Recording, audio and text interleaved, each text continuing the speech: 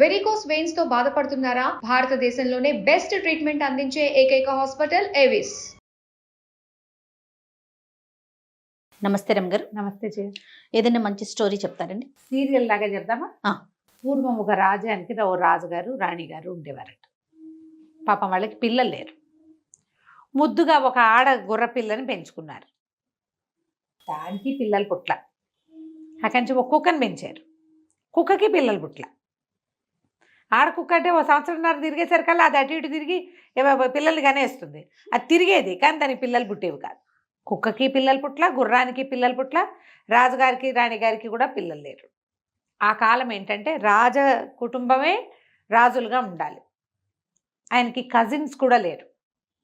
ముందు first cousins అందరికీ ఎవరి రాజ్యాలు వాళ్ళకు ఉన్నాయి. కొంతమంది ఒకళ్ళిద్దరు ఏం చెప్పారంటే వాళ్ళ కజిన్స్లో ఎవరి పిల్లనైనా తెచ్చుకుని పెంచుకోండి, మరి మీకు సంతానం కలుగుతుంది అంటే. తెచ్చుకుని పెంచుకున్న కుక్కని గుర్రాన్ని వీడి పుట్టలేదు, మళ్ళీ వాడిని తెస్తే వాడికి ఏమవుతుందో అందుకని అట్లా తేలేదట. సరే ఏం చేశారు, కొంచెం రోజులు గడుస్తూ ఉన్నాయి. గడుస్తుంటే బాగా ఆలోచించి రాజుగారు పెద్ద చాటింపేశారట.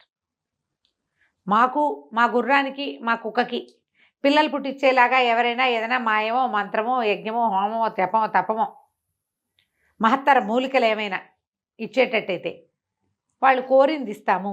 వాళ్ళతో పాటు గుర్రానికి కుక్కకి కూడా మరి వాటికి కూడా సంతాన సాఫల్యం లేకపోతే ఒక జీవి వృధా కదా జయ. ఓకే. ఆడ జీవితం వృధా కదా, వాటికి సంతానం ఉండాలి. సరే ఆ వారా వీరా వచ్చారు, మందన్నారు, మంత్రం అన్నారు, మాకన్నారు, ఏమీ కాలేదు. ఇలా కొంతకాలం గడిచిన తర్వాత ఒకరోజు ఒక సన్యాసి వచ్చాడు. సన్యాసి వస్తే ఆ సన్యాసి రాజుగారి దగ్గరికి, అంతకుముందు వచ్చిన వాళ్ళందరూ ఏవో అవి ఇవి చేయించారు, ఏమీ ఫలించలేదు. వీళ్ళకి ఒక విసుగు పుట్టింది. రాజుగారిని సంతోషపెట్టాడు తన మాటలతో.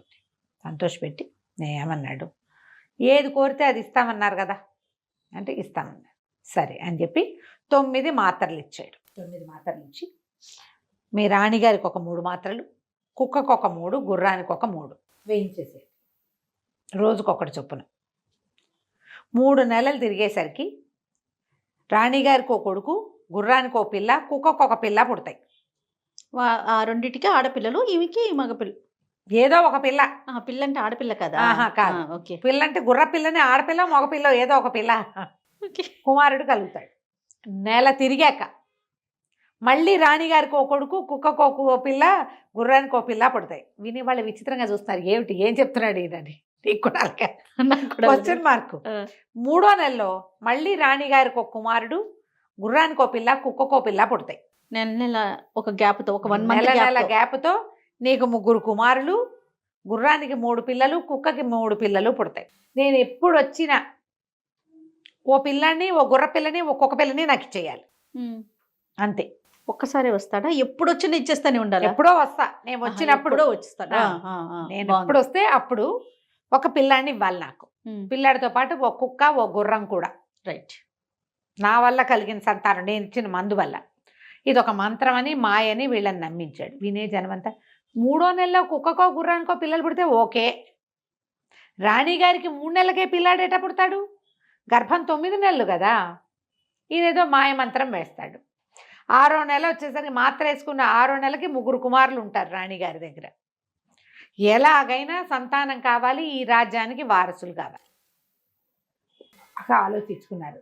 ఈ పని చెయ్యాలో వద్దో తెలియలే. పైగా పిల్లాడిని పుట్టాడు, బాగానే ఉంది, ఇచ్చేయడం ఎట్టా? ఓ 2 పూటలు గింజుకున్నారు. అక్కడి నుంచి మంత్రి గారు వాళ్ళు వీళ్ళు అన్నారు, అసలు జరుగుతుందండి, ఏమిటో వింతగా చెప్తున్నాడు, ఇది బహువింత. కుక్కకి 3 నెలలు 4 నెలల గర్భంతో పుట్టేస్తాయి పిల్లలు, గుర్రాలకు పుట్టమనుకుంటా. గుర్రానికి ఇంకొంచెం టైం కావాలి అనుకుంటున్నాను నేను, నాకు తెలిసినంత మటుకు. మనుషులకి 10 నెలలు కావాలి, మనకు ఎలాగో తెలుసు. ఇది వింత.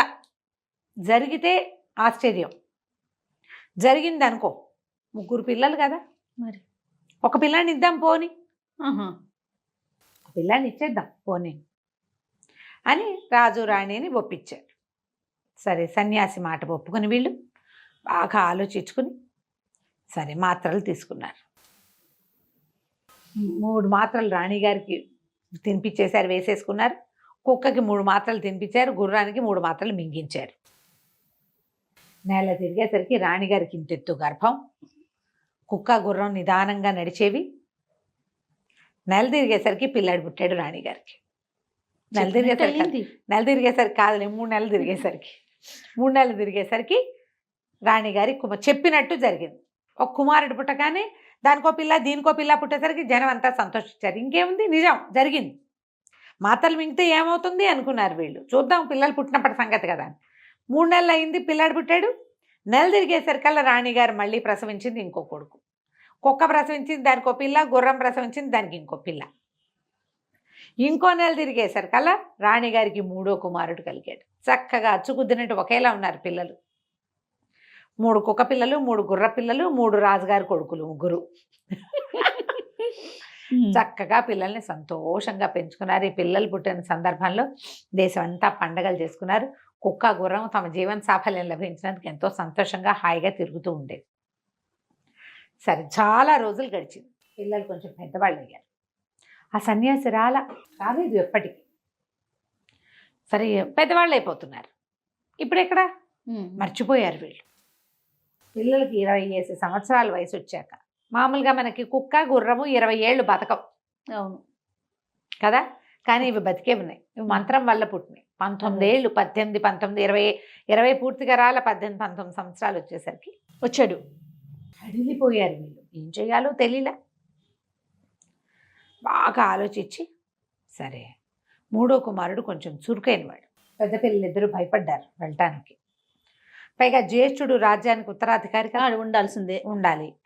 మరి 2వ వాడేమో భయపడుతున్నాడు. 3వ వాడు నేను వెళ్తానన్నాడు. నేను వెళ్తాను. ఒక సన్యాసి మనకి దేశానికి కావాల్సినంత మేలు చేసాడు కదా. రాజుగారికి అసలు పిల్లలే లేరు, రాజ్యానికి రాజు లేడు, అరాచకం అయిపోతుంది అనుకుంటే ఇలాంటిది మరి చక్కగా సంతానాన్ని కలిగించాడుగా. నేను వెళ్తానులే నాన్న అని ఒప్పుకున్నాడు. అతనితో పాటు గుర్రం, కుక్క బయలుదేరినాయి. ఈ సన్యాసి వీళ్ళని తీసుకుని ఎక్కడికో తీసుకెళ్ళాడు. ఏదో ఒక కొండ ఎక్కిచ్చాడు. కొండంతా ఎక్కారు. ఎక్కాక ఆ కుర్రాడికి చెప్పాడు, అబ్బాయి ఆ కింద చూడు, అక్కడ ఒక ఆశ్రమంలాగా, ఒక కోటలాగా, ఒక ఇల్లులాగా కనపడుతోంది అన్నాడు. ఇట్లా చూస్తున్నాడు వీడు. చూస్తుంటే ఈ కొండ దిగిపెట్టు. దిగెళ్ళి అక్కడ లోపల మేకలు ఉన్నాయి. మొదటి 2 మేకలు ఉంటాయి. మేకలకి గడ్డి, తర్వాత కోళ్ళు ఉంటాయి. కోళ్ళకి మేతే. తలుపు తీయద్దు, బయటే కూర్చో నేను వచ్చేదాకా అని చెప్పాడు. మేకలకి గడ్డి, కోళ్ళకి మేత వేయాలి. నేను వచ్చేదాకా అక్కడే ఉండు, నువ్వు తలుపు తీసుకుని మాత్రం లోపలికి వెళ్ళద్దు. వీడికి అర్థం కాలే. ఇక్కడ దాకా వెంట పెట్టుకు తీసుకొచ్చిన వాడు ఇదంతా తీసుకెళ్ళకుండా, పైగా ఈయన సన్యాసి, ఈయనకి మేకలేమిటి కోళ్ళేమిటి, మేకలేమిటి కోళ్ళేమిటి, వింతగా ఉంది కదా. సరేనన్నాడు. సరేనని చూస్తూ ఉండగానే అతను దిగెళ్ళిపోయాడు సన్యాసి. ఈ కుర్రాడికి అనిపించింది, నేను సన్యాసిని చూశాను, దిగెళ్తున్నవాడు సన్యాసి లాగా లేడు అనిపించింది.